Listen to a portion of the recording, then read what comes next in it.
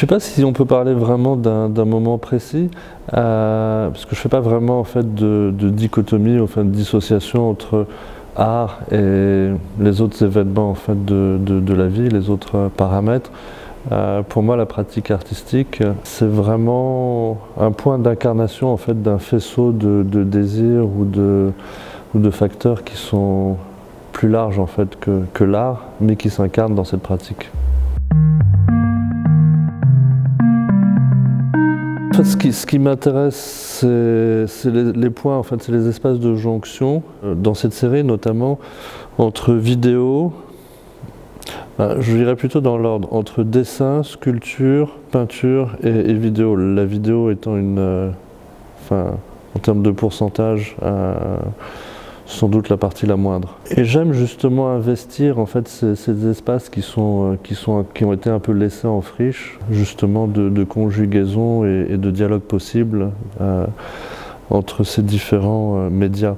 Mais il ne s'agit pas de superposition ou de collage, on est plutôt sur l'idée d'une émulsion, c'est-à-dire de trouver justement un lien fort, intrinsèque, justement dans ces espaces de rencontre entre ces différentes pratiques. Moi, ce qui m'intéresse et ce qui me fascine dans le monde, enfin dans cette temporalité, enfin, c'est cette idée de réconciliation, dépassement des opposés.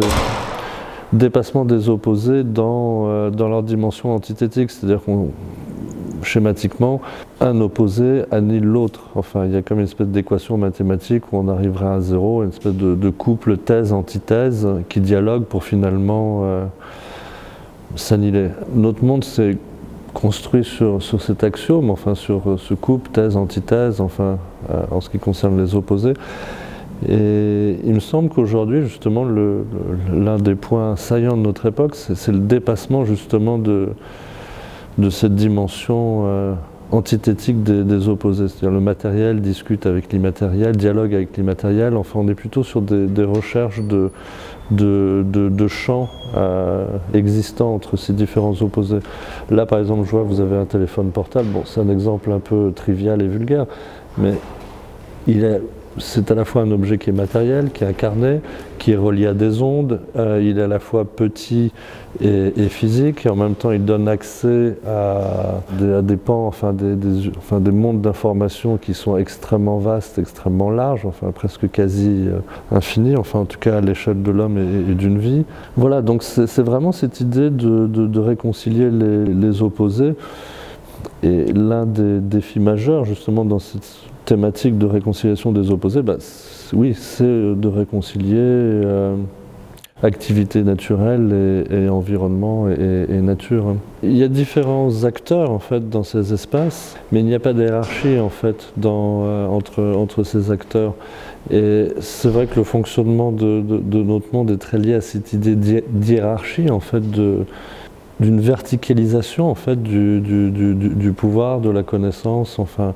Voilà, on le voit dans le système scolaire classique, le maître d'école et l'élève, enfin, donc il y a cette verticalité. Aujourd'hui, je pense qu'on est plutôt sur un système d'horizontalité. Alors, la société n'a pas encore tout à fait changé, mais c'est un changement qui est en cours.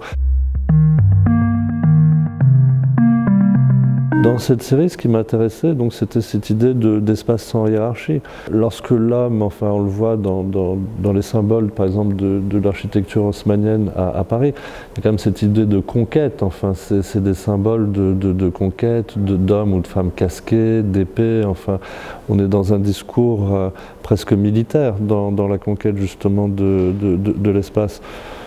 Alors, est-ce que c'est une lutte avec la nature? Est-ce que c'est une lutte avec peut-être. Les espaces là qui sont proposés échappent à cette logique justement de hiérarchie et de dominant-dominé. Mais je me méfie un peu des sources d'inspiration artistique, je vais te dire pourquoi. Parce qu'en fait, une source d'inspiration artistique, on arrive, enfin, il y a quand même cette idée de transformation, c'est-à-dire en fait, il y a ce qui inspire donc l'artiste, Après, il y a la transformation là, et le regard que l'artiste porte sur l'objet ou sur tel ou tel événement. Et donc, être inspiré par l'inspiration, enfin, ça me semble trop compliqué. Je préfère avoir un rapport en fait plus neutre aux sources d'inspiration et qu'elles aient elles-mêmes subi le moins de transformation possible. C'est plutôt ce genre d'élément en fait que je trouve inspirant parce que du coup, le système d'appropriation fonctionne mieux pour moi. Je pense que la rencontre avec une source d'inspiration, même si la source est musicale et sonore et très bruyante, etc., il y a quand même cette idée de silence, en fait, de silence et d'une temporalité, en fait, que l'on peut donner justement dans le rapport à cette source d'inspiration. Parce que l'art éclaire l'invisible, mais au même titre que la science, que la littérature, et c'est à la fois une forme de réponse, c'est à la fois une forme de réponse au-delà de la réponse. La réponse engendre peut-être plus de questions que de réponses.